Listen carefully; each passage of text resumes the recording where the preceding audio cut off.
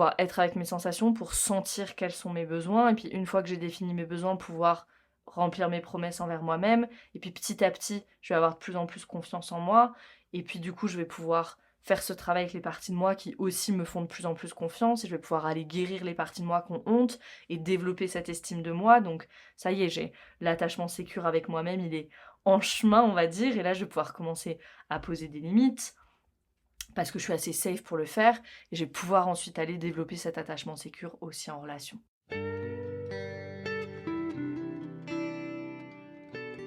Bienvenue dans Pas de soucis, le podcast pour se libérer de l'anxiété avec Camille Thomas.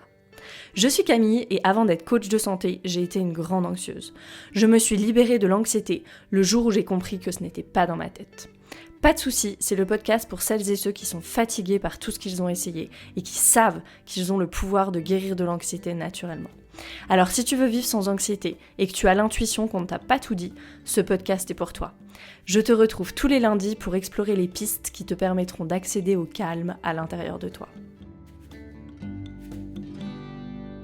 Bienvenue dans ce nouvel épisode de Pas de soucis, je suis ravie de te retrouver comme tous les lundis. Dans cet épisode, on va parler attachement. J'ai eu des questions là-dessus, je mets régulièrement des boîtes à questions sur mon compte Instagram, dans les stories. Et j'ai eu beaucoup de questions sur comment est-ce qu'on fait pour développer un attachement sécure. Alors j'avais fait plusieurs épisodes déjà sur l'attachement, j'avais fait une série sur l'attachement à plusieurs choses comme le travail, l'argent, et j'ai fait aussi un épisode sur les styles d'attachement, qui est l'épisode 16 vers lequel je te renvoie si tu n'es pas familière avec les styles d'attachement. Dans cet épisode, je vais me concentrer sur comment est-ce qu'on fait pour créer un attachement sécure. L'attachement sécure, comme son nom l'indique, c'est celui qui fait qu'on se sent en sécurité avec les choses, les personnes, avec tout ce avec quoi on est en relation. Et on est en relation plus ou moins avec tout ce qui est autour de nous, que ce soit des personnes ou que ce soit des choses, donc on comprend l'importance d'avoir cet attachement sécure. Notre système nerveux, il est formé par l'attachement. L'attachement, c'est le système nerveux, en fait. Notre système nerveux, il est formé par l'attachement, il est formé par la présence ou l'absence de corégulation au début de notre vie. La corégulation, c'est ce qui se produit quand un adulte qui a un système nerveux régulé vient en connexion avec un enfant, un tout petit bébé. Alors là, je parle de la corégulation au début de la vie, qui forme le système nerveux. On vient en connexion et le petit bébé, l'enfant, peut se réguler, s'auto-réguler grâce à la corégulation avec le parent. Et ensuite, on continue à co-réguler, bien sûr, dans notre vie avec d'autres adultes. C'est typiquement la situation où tu rentres dans une pièce, où tu arrives près de quelqu'un et où tu te sens envahi de calme parce que cette personne, elle est régulée et c'est vraiment ton système nerveux qui emprunte cette régulation au système nerveux de l'autre. La co-régulation, ça va au-delà du soutien. C'est pas du soutien, c'est vraiment quelque chose qui n'est pas parlé, ok, et c'est vraiment cette connexion, c'est même pas presque, c'est complètement cette connexion entre deux systèmes nerveux. On peut aussi être dérégulé par le système nerveux de quelqu'un d'autre, mais là, dans ce cas précis, je parle de quand on se régule justement, quand on se co-régule. Or, la plupart d'entre nous, on n'a pas eu cette co-régulation au début de notre vie, ou on l'a pas eu de façon optimale, et du coup, on n'a pas aujourd'hui un attachement, ce qu'on appelle un attachement sécure, dans notre vie et dans notre relation à tout ce qui est, comme je le disais juste avant. Donc comment faire pour le créer, cet attachement sécure ? Ce manque dans l'attachement, cette absence de corrégulation au début de notre vie, ça va créer déjà je vais peut-être pas dire une incapacité, mais une bien plus grande difficulté à être avec notre physiologie. Les émotions, les sensations vont être beaucoup plus submergentes quand il n'y a pas eu cette corrégulation au début de notre vie. Et ça va créer aussi ce que certains appellent les blessures profondes. En anglais, on dit core wounds. Ces core wounds, ces blessures profondes, c'est vraiment ces croyances que l'enfant adopte, ces conclusions qu'il tire d'événements importants ou de situations qui se répètent. Ici, c'est vraiment important de faire ce rappel, j'en parle souvent, mais je vais le redire parce que c'est trop important et on le dira jamais assez. Un enfant, il ne peut pas se dire « je suis bon, je suis un bon enfant » dans un environnement mauvais. Il va nécessairement se dire « je suis mauvais dans un bon environnement ». Et on le comprend parce que pour l'enfant, il est complètement dépendant de son environnement. Ce serait beaucoup trop dangereux. Il y aurait beaucoup trop d'enjeux et beaucoup trop de risques à se dire, à réaliser que l'environnement est pas bon, qu'il n'est pas dans un environnement où on peut répondre à ses besoins, où il est en sécurité, voilà, physiquement, émotionnellement, etc. Donc l'enfance, c'est ce qu'on appelle le narcissisme primaire, il explique tout en partant de lui. Donc, s'il y a une mauvaise situation, il va se dire, c'est forcément qu'il y a quelque chose qui ne va pas avec moi, c'est forcément que je suis mauvais. Et devenu adulte, la personne, ce qui était cet enfant, mais qui est maintenant une personne adulte, s'est créé un système de croyance sur le soi, sur qui elle est, qui l'a conduit à toutes sortes de comportements qu'on dit compensatoires, pour gérer la douleur de cette blessure-là.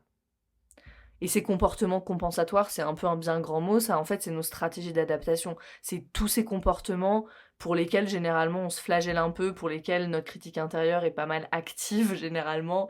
La procrastination, l'alimentation émotionnelle, toutes nos addictions, les ruminations, le fait de s'inquiéter excessivement, voilà, tout ce qu'on aimerait changer, mais qui sont des stratégies de survie brillantes et des stratégies d'adaptation qui nous ont permis de rester relativement en sécurité dans un environnement qui était, où il y avait peut-être beaucoup d'adversité. Donc quelques exemples de ces blessures profondes qui peuvent intégrer notre système de croyance. Je ne suis pas assez, grand classique. Je ne suis pas à la hauteur. Je suis impuissant, impuissante.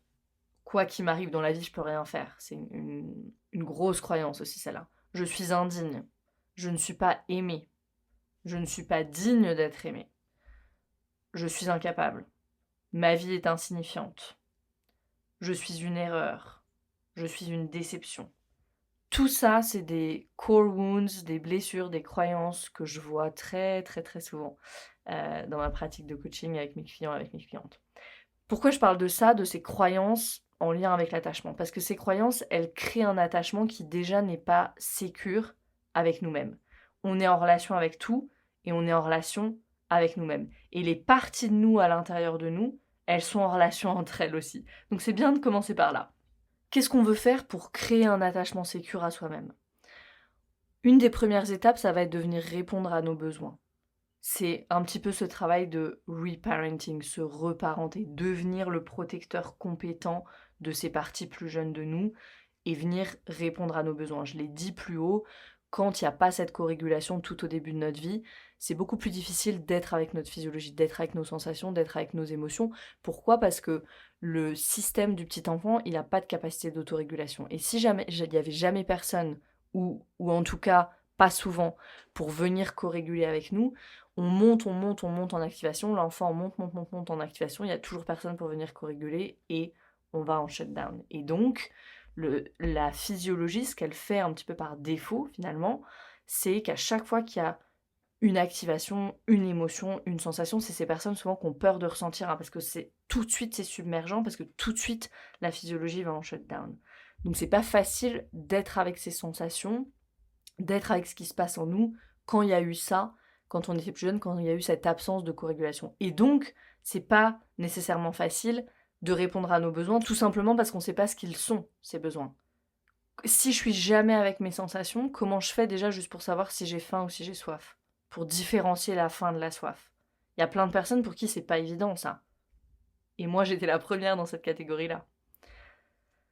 Ça peut être pas évident aussi d'aller répondre à nos propres besoins si une de nos réponses de survie c'était le phoning.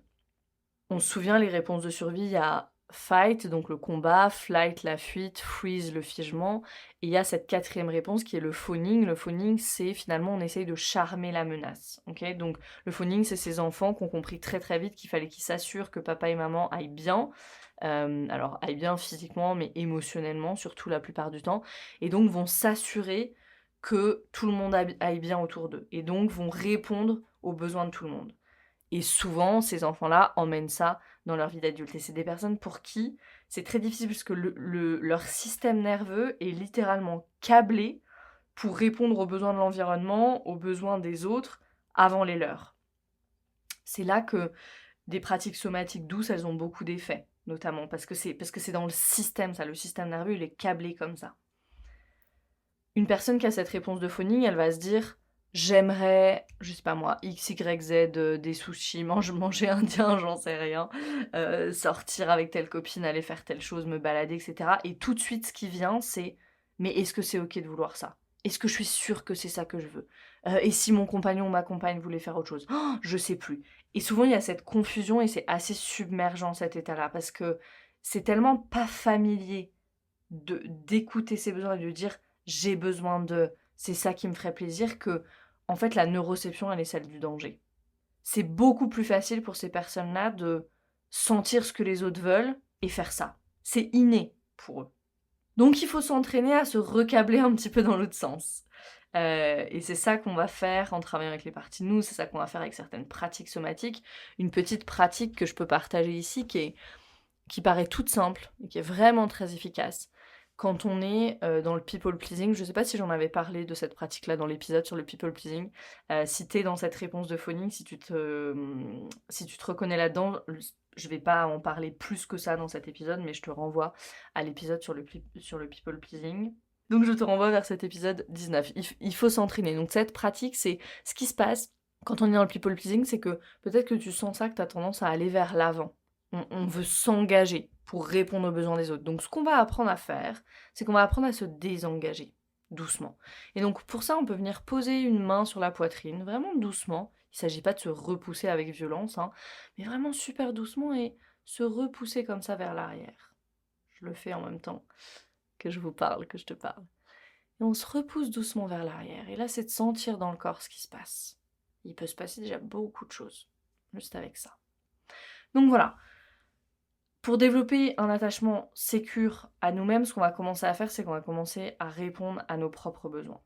Une autre chose qu'on va faire, c'est renforcer la confiance en soi. Là, je parle vraiment de la confiance en soi. Je parlerai de l'estime de soi après, mais vraiment cette confiance qu'on a envers nous-mêmes, comme je suis une personne de confiance pour moi-même. Et on va faire ça en tenant des petites promesses quotidiennes à soi-même. Nicole Lepera de Holistic Psychologist sur Instagram, elle en parle beaucoup de ça. Et c'est important. C'est vraiment important. Mais c'est pas nécessairement facile. Surtout si tu as la croyance, par exemple, que tu n'es pas digne ou que tu ne mérites pas. Comme ce que je disais pour le phoning avant, où le système nerveux il est câblé pour répondre aux besoins de l'environnement, ici, si j'ai cette croyance que je ne suis pas digne, que je ne mérite pas, le système nerveux il est câblé pour la déception, pour se décevoir soi-même. Je sais avant même de commencer que je vais me décevoir. Et donc ça va être très difficile de tenir ces petites promesses envers soi-même. Donc ici, ce qu'on va faire, c'est vraiment se faciliter les choses. Et on veut aussi titrer. Ça veut dire prendre la chose la plus petite possible. Nicole Lepera, elle parle du verre d'eau le matin. Si je sais que le verre d'eau le matin, c'est une bonne habitude pour moi, et on conseille de boire de l'eau avant le café, etc. Ok, je vais commencer par là. Et puis en plus de ça, je vais me faciliter les choses. On peut faire ça avec le habit stacking, par exemple. Ça, c'est quelque chose que j'enseigne beaucoup quand j'enseigne sur les huiles essentielles. Quand j'ai des nouvelles clientes, des nouveaux clients avec doTERRA, ce que je fais, c'est vraiment les accompagner à commencer à intégrer les huiles dans leur quotidien. Et c'est pas facile de prendre ces nouvelles habitudes. C'est pas nécessairement facile. Donc on parle beaucoup de habit stacking. La science, elle a montré que c'est plus facile d'adopter une nouvelle habitude en l'accolant à une habitude existante. Donc par exemple, si je veux boire mon verre d'eau le matin et je sais que je me fais un café tous les matins, que d'habitude c'est la première chose que je fais, et bien déjà le soir, ce que je vais faire, c'est me mettre une bouteille d'eau avec un verre à côté de la machine à café. Comme ça, hop, en fait, je lie ensemble ces deux habitudes et c'est beaucoup plus facile. Et sentir ce que ça fait. Tiens, ça fait 2 semaines, ça fait 3 semaines que je prends mon verre d'eau le matin. Sentir ce que ça fait. Et célébrer, ne pas minimiser.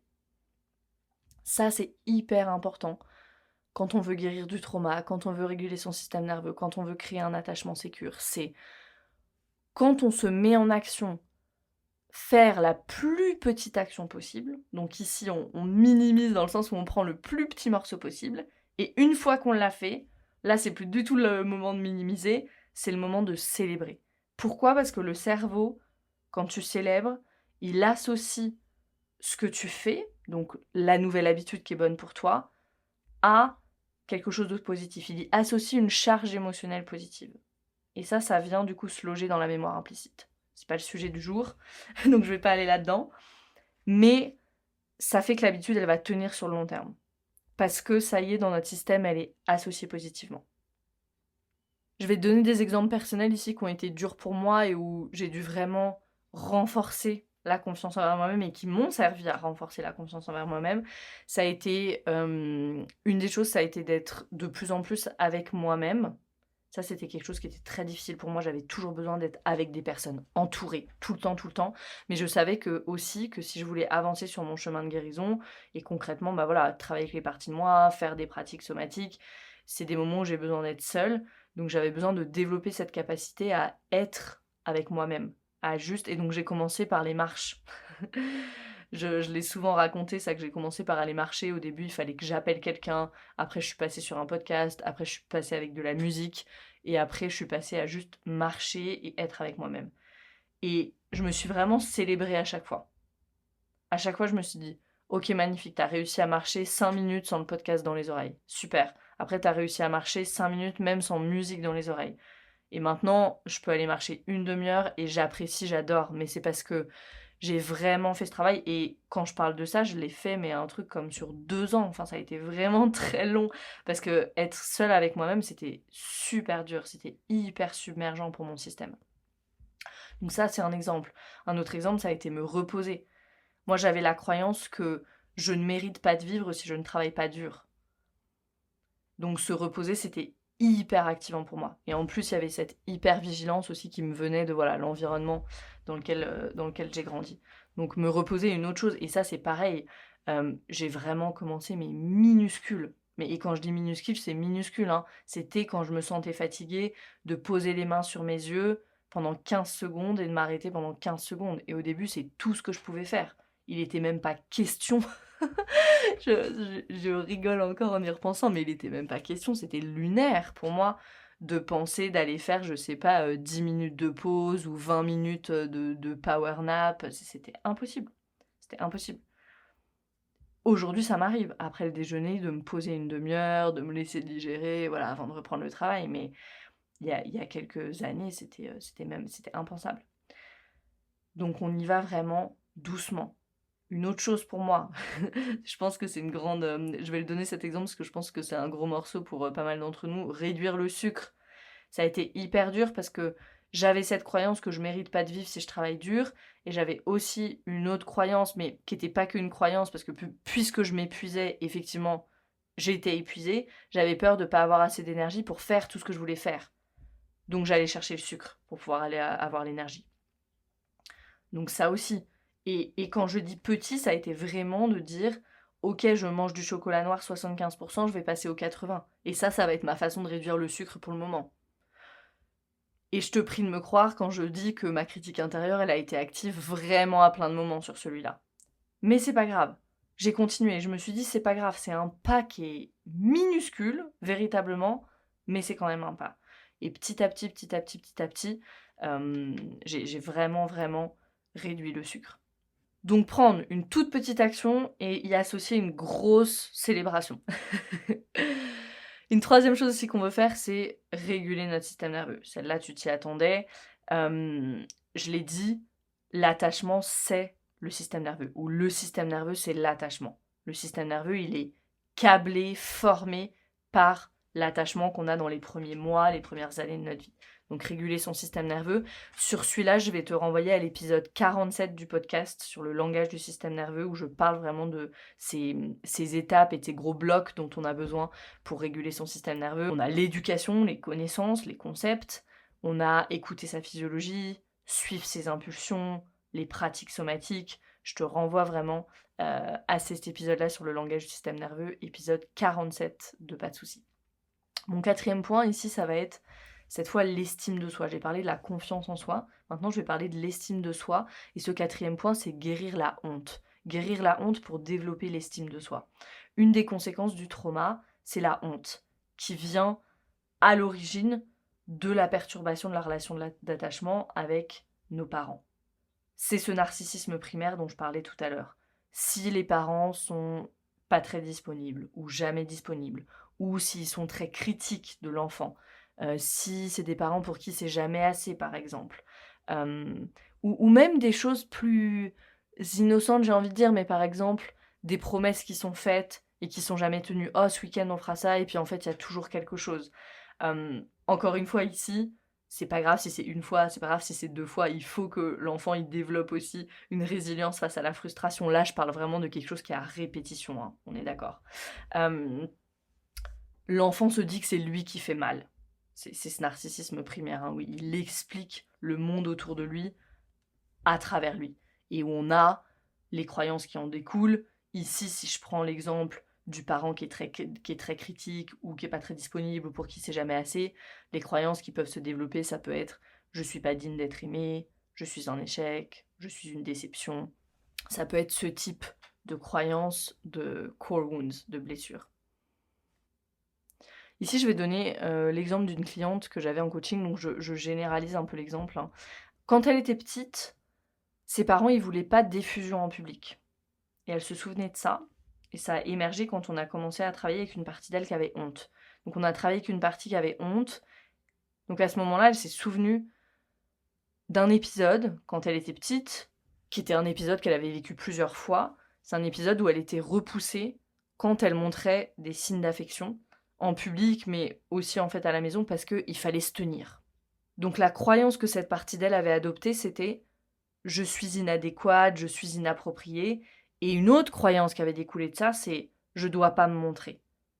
Et là, ce qui se jouait, c'est que ça se jouait dans son activité qu'elle était en train de développer, dans son business, où elle avait du mal à partager sur les réseaux, elle avait du mal à se montrer vulnérable, parce qu'il y avait cette croyance qui avait adopté cette partie d'elle de « il faut respecter les codes, il faut pas montrer ses faiblesses, il faut pas se montrer tout court ».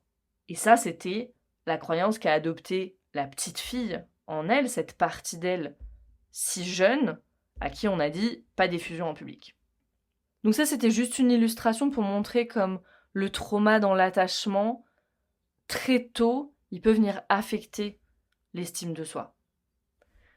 Ensuite, maintenant, si je veux parler de comment est-ce qu'on reconstruit finalement de cette estime de soi, il faut que je parle de la définition de l'estime de soi. Parce qu'il y a la plupart des personnes, je pense, confondent l'estime de soi vraie, véritable, authentique, je vais l'appeler comme ça, avec l'arrogance et avec une image positive de soi, mais un peu superficielle. Il y a tout ça qui est mis dans le même panier.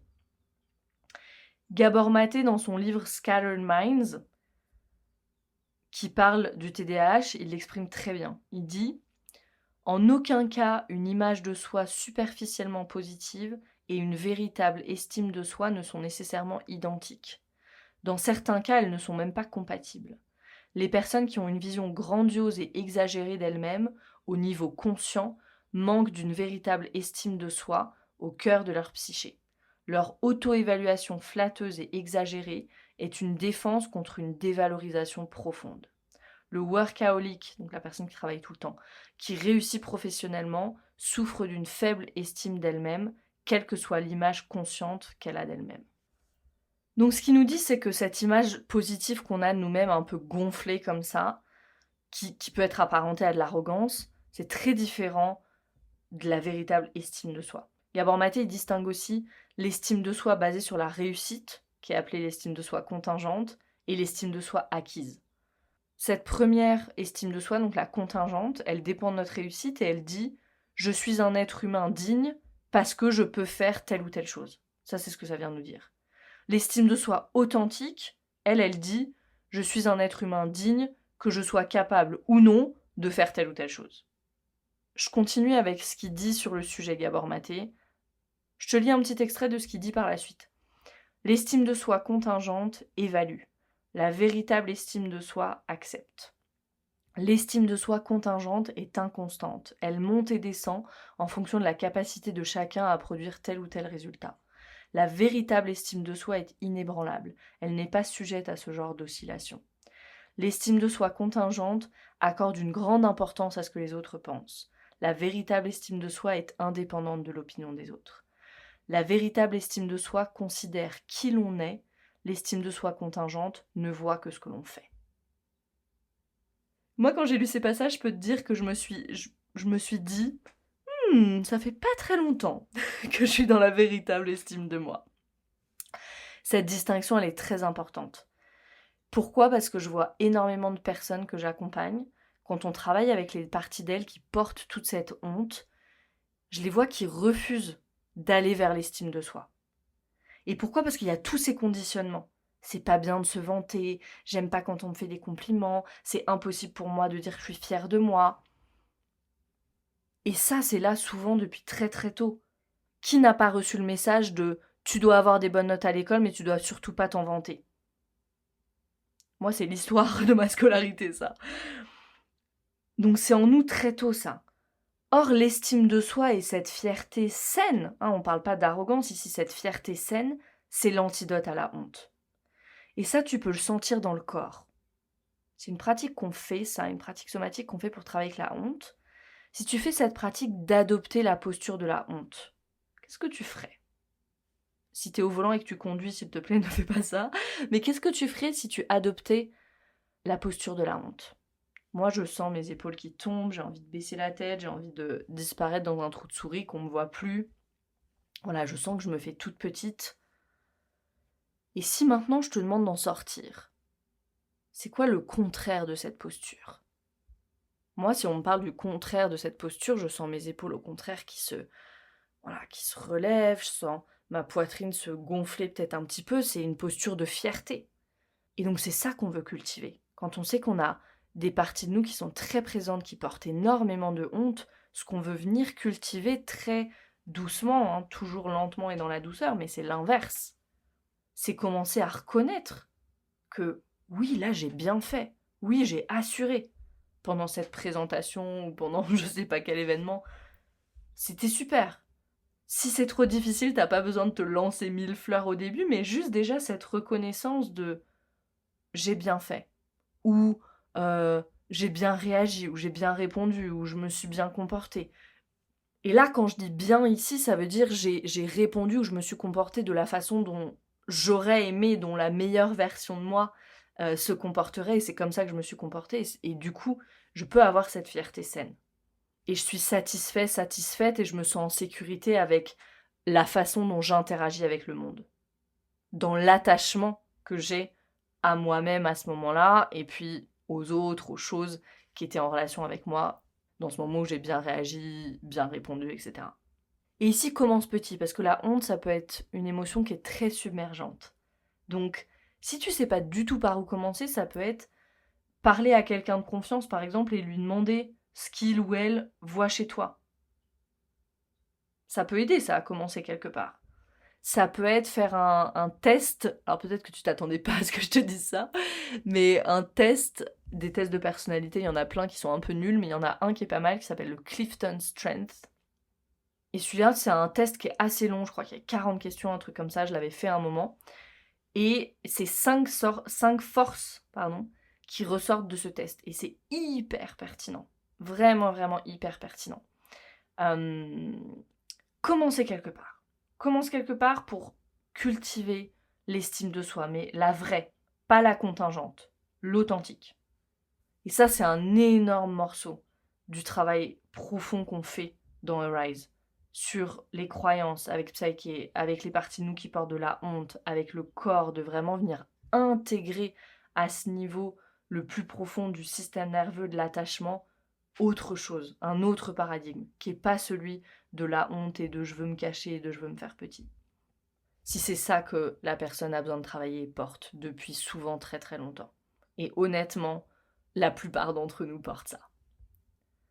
Ensuite, ce qu'on va vouloir faire pour créer cet attachement sécure, c'est poser des limites. Et c'est plus facile une fois qu'on sait à peu près, ça n'a pas besoin d'être parfait, mais qu'on répond à nos besoins et qu'on a développé plus d'estime de nous-mêmes. C'est déjà plus facile de dire « Ok, ça, c'est moi et ça, c'est toi. » Ici, on vient toucher l'attachement sécure à soi et aux autres, déjà, avec le fait de poser des limites. Et ça, c'est hyper puissant, parce que si toutes les parties de moi savent que je fais respecter mon territoire, elles vont être plus détendues, elles vont laisser les autres s'approcher davantage, elles vont me laisser être plus souple dans mes relations, dans mes activités.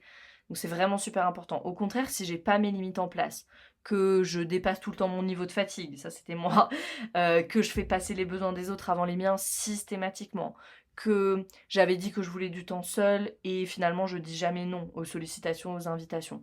Tout mon système il est crispé à l'intérieur et qu'est-ce qui va driver le système en termes de partie de moi? C'est mes pompiers, mes managers. Ici, si tu sais pas de quoi je parle, je te renvoie à l'épisode 26 sur les parties de soi et à l'épisode 19 sur le people pleasing. Ce que tu as besoin de retenir ici, c'est que ça va être quelque chose de beaucoup plus crispé. Or, ce qu'on veut pour réguler notre système nerveux, c'est lui faire retrouver sa souplesse. Et on peut avoir beaucoup plus de souplesse si on a nos limites en place. Ça peut paraître un petit peu contre-intuitif ça, hein, mais les limites, c'est quelque chose de souple. Des exemples personnels ici pour illustrer.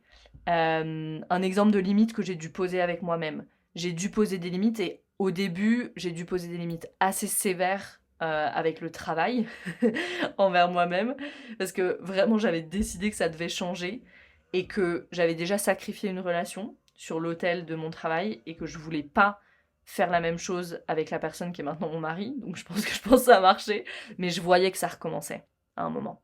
Et donc là, j'ai eu un gros wake-up call, on va dire, prise de conscience où j'ai dit c'est pas ok et on va faire autrement. Ça n'a pas été facile. Ça n'a pas été facile et il y a plein de fois où ces limites assez sévères que je m'étais posées, j'ai dû revenir un petit peu en arrière et prendre des morceaux beaucoup plus petits. Mais j'ai continué avec confiance, avec beaucoup d'intention, avec beaucoup d'engagement. Et voilà, et finalement, je pense qu'aujourd'hui, c'est pas encore parfait. Mais il y a une harmonie qui est beaucoup plus là, en tout cas. Un exemple de limite que j'ai posé avec les autres, un exemple de limite dans le timing, c'est d'arrêter de répondre tout de suite. J'ai pris cet exemple-là parce que je pense qu'on est pas mal à être là-dedans. Répondre tout de suite aux messages, aux emails. Moi, maintenant, je réponds plus tout de suite si c'est pas une priorité. Et maintenant, les gens savent que je suis celle qui répond pas forcément tout de suite. Et c'est ok, en fait. Et c'est devenu ok pour eux. Donc ça, c'est des exemples de limites qu'on peut poser et qui vont venir vraiment amener de la sécurité dans l'attachement aussi avec nous-mêmes, avec nos parties de nous à l'intérieur et avec les autres. Parce que ça paraît tellement terrifiant au début de poser des limites, mais en fait, c'est aussi source de beaucoup de sécurité. Parce qu'une fois qu'on a posé nos limites dans les relations, bah devine quoi, les autres, ils savent à quoi s'attendre et c'est aussi beaucoup plus facile pour eux, en fait. Mais je sais que c'est pas simple. C'est pas pour rien que dans Arise, il y a tout un module sur les limites. Voilà, quand on est dans le phoning, quand on a été dans l'hypervigilance, c'est pas facile. Donc on le prend petit bout par petit bout. Quelque chose qui va aider en relation aussi en termes d'attachement, c'est peut-être de communiquer de façon plus efficace. Alors, tout ce qui est communication non violente, CNV, tout ça, c'est pas du tout ma spécialité, tout ça, mais là, je vais plutôt parler de vulnérabilité, de la façon dont on exprime les choses. Moi, c'est quelque chose auquel j'ai vraiment commencé à prêter attention dans mon vocabulaire, de toujours dire je ressens. Ça me fait me sentir comme ça. Et c'est intéressant quand on s'entraîne. Maintenant, moi, je m'attrape beaucoup. Si je veux aller dans le tu as fait ça, ou tu as dit ça, ou tu me fais me sentir comme ça, ou je reformule. Et ça, c'est plus facile si on a nos limites en place, d'avoir cette vulnérabilité. Parce que c'est pas facile. Pourquoi souvent on a du mal à dire ce que je ressens, c'est ça? Parce que ça implique d'être vulnérable, en fait. Et c'est beaucoup plus facile de laisser la place à cette partie de nous qui est en colère et d'aller dans quelque chose d'accusatoire. Ça demande énormément de vulnérabilité. Or, si on n'est pas safe dans notre attachement, si on ne se sent pas en sécurité dans l'attachement, être vulnérable, c'est pas accessible. Donc c'est pour ça que je parle de ces étapes qui sont pas nécessairement chronologiques, mais dans cet ordre-là, parce que je pense que c'est plus facile d'être vulnérable quand j'ai mes limites en place. Et quand je sais très bien où est-ce que moi je commence, où est-ce que l'autre commence, où est-ce que moi je termine, où est-ce que l'autre termine. Jusqu'où je peux m'approcher, jusqu'où je vais laisser approcher les autres aussi. Et de savoir où et comment je peux me mouvoir et avec qui.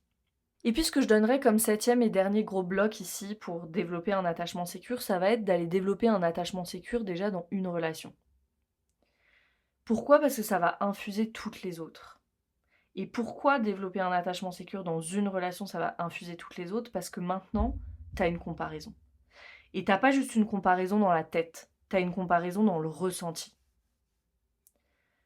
Moi, j'ai vraiment senti ça. Quand j'ai commencé à avoir des amitiés qui étaient vraiment safe et plus alignées avec qui j'étais en train de devenir, il y a plein de choses que j'ai vues dans des relations précédentes que j'avais plus envie de nourrir.